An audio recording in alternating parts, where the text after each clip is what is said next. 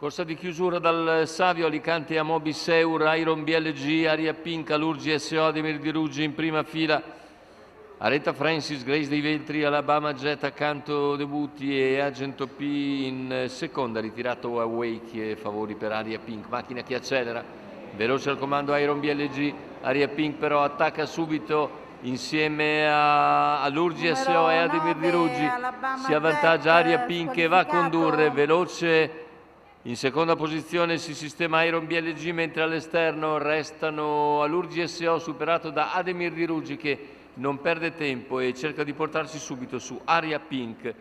Intanto il lancio in 14,7, due dei più attesi, subito alle prese la favorita è Ademir Di Ruggi, 400 metri molto svelti in 29,1.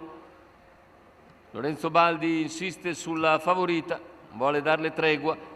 Segue a ridosso Iron BLG, mentre più indietro vediamo Alicante che precede Alurgi SO, rimasta a sua volta all'esterno.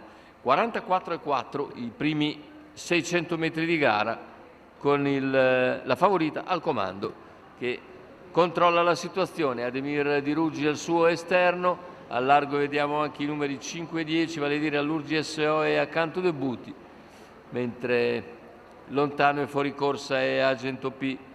Cavalli che hanno completato in 59,4 i primi 800 di gara, sempre alle prese Aria Pink e Ademir Di Ruggi talonati da Iron BLG.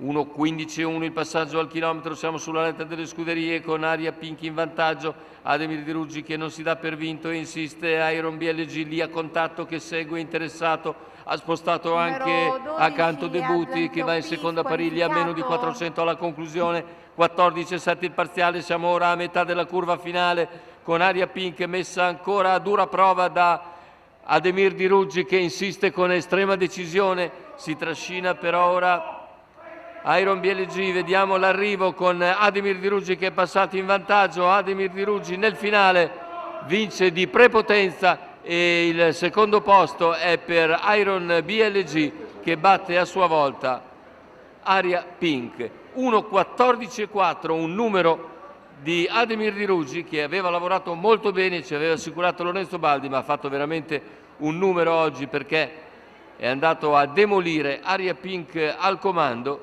in meno di 2 minuti, prestazione davvero superba per Ademir Di Ruggi che Lorenzo Baldi porta al successo guidando con estrema convinzione. È tutto per questo appuntamento dall'ippodromo di Cesena. Prossima riunione di corse è fissata per venerdì, poi sabato la giornata del Gran Premio Città di Cesena e Città di Cesena Filli.